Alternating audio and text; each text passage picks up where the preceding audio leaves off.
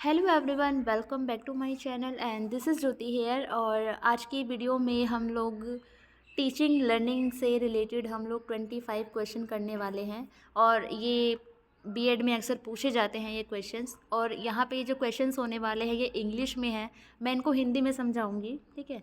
तो please video को पूरा देखना। और हिंदी में मैं कोशिश करूँगी कि आपको अच्छे से समझा पाऊँ, क्योंकि काफ़ी कमेंट आते हैं कि मैम ये हिंदी में करवाइए, हिंदी में करवाइए, और हिंदी वाले बोलते हैं इंग्लिश में करवाइए। तो मैं इसको समझा दूँगी, ठीक है। और वैसे समझ आ जाएगा, इतना कोई मतलब ज़्यादा इतनी टफ़ जो है इंग्लिश नहीं होती है।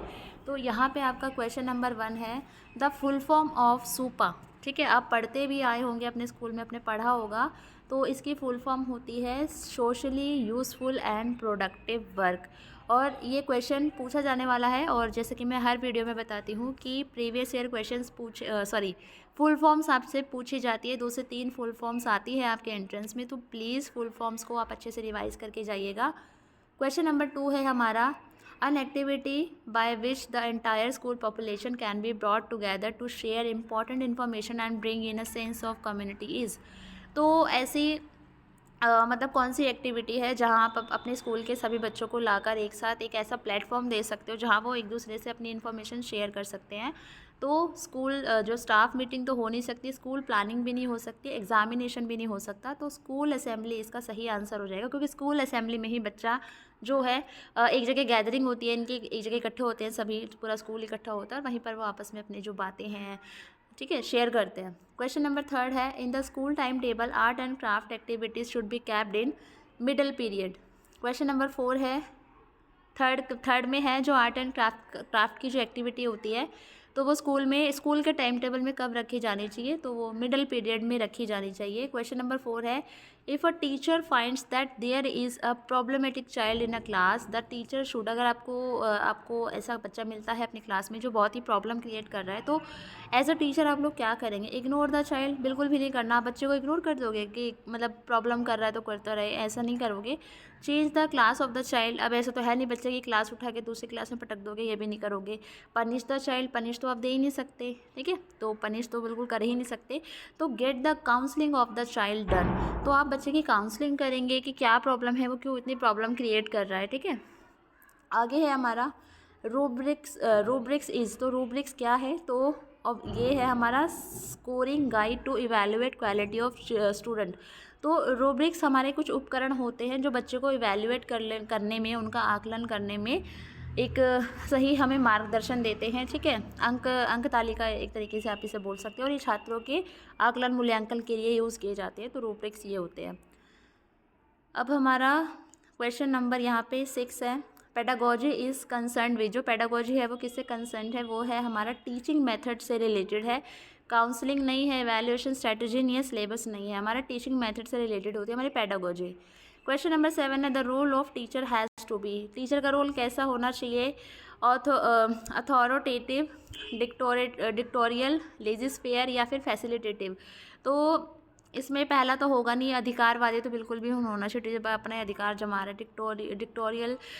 डिक्टेटोरियल सॉरी, तो इसमें मतलब तानाशाही भी नहीं होनी चाहिए। लेजिस्फेयर मतलब ठीक है, चल रहा है मतलब आलसी टाइप जिसे हम कह सकते हैं, अपनी मर्जी से स्वेच्छा से कार्य हो रहा है, तो वो भी नहीं होना चाहिए। तो फैसिलिटेटिव मतलब मार्गदर्शक, ठीक है। तो आप बच्चे के एक मार्गदर्शक है, आप उसे निर्देश नहीं देंगे, आप उसे फैसिलिटेट कर सकते हैं और दिशा दिखा सकते हैं उसको सही, ठीक है, लेकिन आप उस पर रौब नहीं झाड़ सकते हो। तो इसका जो ऑप्शन हो जाएगा वो हम उसको फैसिलिटेट कर सकते हैं।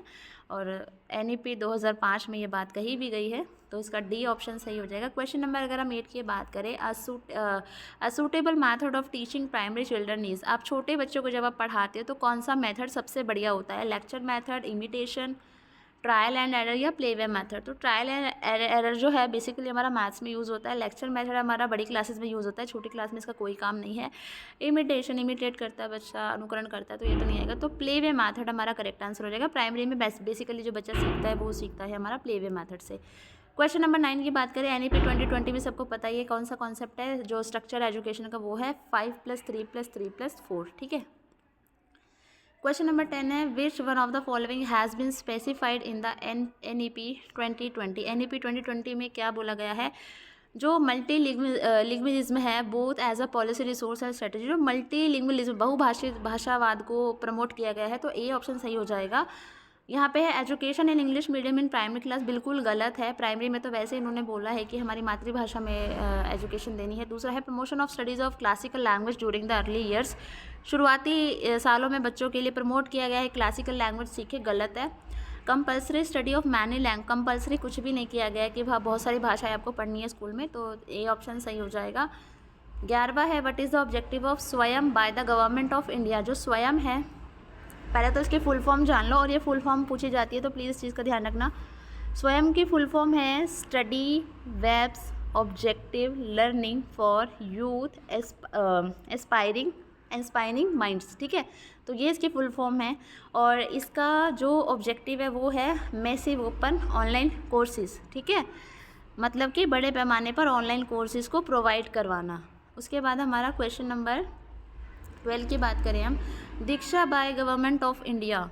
तो दीक्षा क्या है, तो दीक्षा की ट्रेनिंग हमारी चलती है स्कूल की। तो यहाँ पे portal for capacity development of teachers, यहाँ पे टीचर्स की डेवलपमेंट होती है हमारे लिए। जैसे मैं अभी दिल्ली गवर्नमेंट स्कूल में टीचर हूँ, तो हमारी ट्रेनिंग जो होती है, हमारे कुछ कोर्सेज होते हैं, वो हम लोग दीक्षा ऐप पर करते हैं। और यहाँ पर जो हमारा दीक्षा है उसकी फुल फॉर्म है digital infrastructure for knowledge sharing, ठीक है। तो ये तीसरी फुल फॉर्म आपसे मतलब पूछी तो नहीं गई है, बट आपको पता होना चाहिए, पूछी जा सकती है आपसे। क्वेश्चन नंबर 13 है विच of the following is not a factor of motivation. तो मोटिवेशन का फैक्टर प्रेज है, रिवॉर्ड है, इंसेंटिव्स है, लेकिन प्रैक्टिस नहीं है। क्वेश्चन नंबर 14 है विच of the following institution prepares the school curriculum. तो स्कूल का करिकुलम कौन बनाता है, एनसीईआरटी बनाता है। एनसीईआरटी की फुल फॉर्म है national council of education and research and training. CBSE की फुल फॉर्म यहाँ पर अगर हम बात करें तो central board of secondary education, और यूजीसी की university grant commission. Question number 15 है you want to ensure participation of more students in class, which of the following methods of teaching would you adopt. आप चाहते हैं कि आपकी class के ज़्यादा से ज़्यादा बच्चे किसी एक्टिविटी में पार्टिसिपेट करें, तो आप कौन सा मेथड यूज़ करेंगे, demonstration, recitation, discussion, role play. तो रोल प्ले इसका सही आंसर हो जाएगा।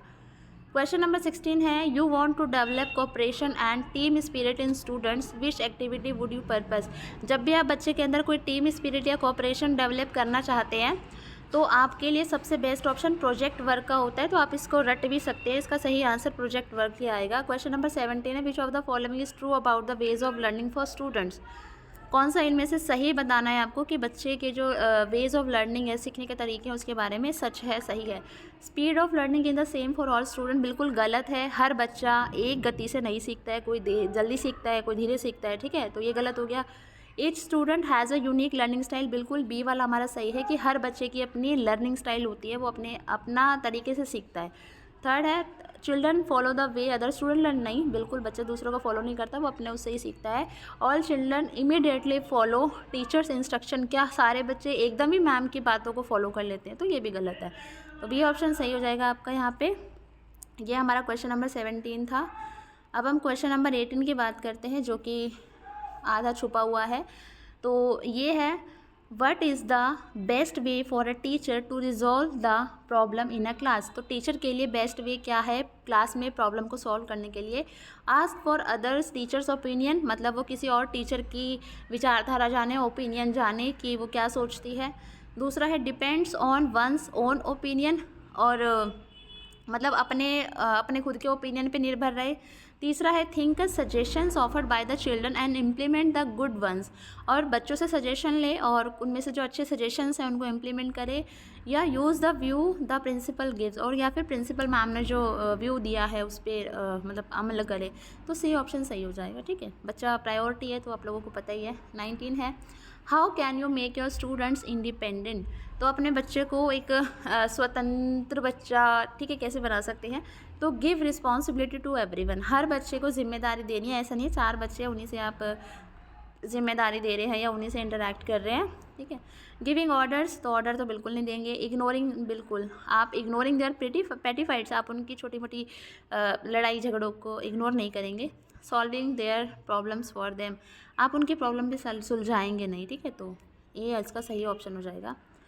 क्वेश्चन नंबर यहाँ पे 20 है, you have a mixed class of boys and girls, which method would you adopt to improve cooperation between them. आपके पास लड़के लड़कियों की मिक्स क्लास है, लड़के भी है लड़कियाँ भी है, आप किस तरीके से उनके बीच में कॉपरेशन बिल्डअप करेंगे। Asking parents to discuss equality, मतलब आप पेरेंट्स को बोलेंगे कि आप इक्वालिटी मतलब पेरेंट्स से पूछेंगे कि आपने इक्वालिटी पे आप डिस्कशन कीजिए बच्चों से, तो ये तो गलत हो जाएगा। Making boys and girls share a bench, आप लड़के और लड़के को बोलोगे कि एक ही बेंच पे बैठो, जो कि ये भी गलत है। थर्ड है setting task which have to do be done together, तो आप ऐसे कुछ कार्य निर्धारित करेंगे जो दोनों लड़का लड़की साथ मिलकर करे, तो सी ऑप्शन करेक्ट हो जाएगा। Talking about equality in lesson, तो देखो भाई कुछ भी ना टॉकिंग करने से या बोलने से कुछ नहीं होने वाला, जब तक वो चीज़ें बिहेवियर में नहीं आएंगी ना तो चीज़ें चेंज नहीं हो सकती हैं, तो डी ऑप्शन गलत हो जाएगा, सी सही है हमारा। Syllabus is a part of curriculum, ठीक है। ओके, क्वेश्चन नंबर 22 है, teachers who employ partnership based teaching strategies are more likely to report that, तो यहाँ पर है जो टीचर मतलब ऐसी धारणा रखती हैं कि जो पार्टनरशिप वाली जो टीचिंग स्ट्रेटजी को फॉलो करती है वो मतलब रिपोर्ट करना पसंद करती हैं। Only some parents can help their children, गलत, ओनली जहाँ आ जाए वहाँ पे गलत वैसे ही लगा देना, ठीक है, ये नेगेटिविटी का साइन है। तो मतलब ऐसी, जैसे मैं टीचर हूँ, मैं चाहती हूँ कि एक पार्टनरशिप वाली अगर हम टीचिंग स्ट्रेटजी अपनाते हैं पेरेंट्स के साथ मिलकर, तो उसमें मैं उस चीज़ को फॉलो करती हूँ। तो मैं ये सोचती हूँ कि मतलब बस कुछ ही पेरेंट्स ऐसे बच्चों को हेल्प कर सकते हैं, तो ये गलत हो जाएगा।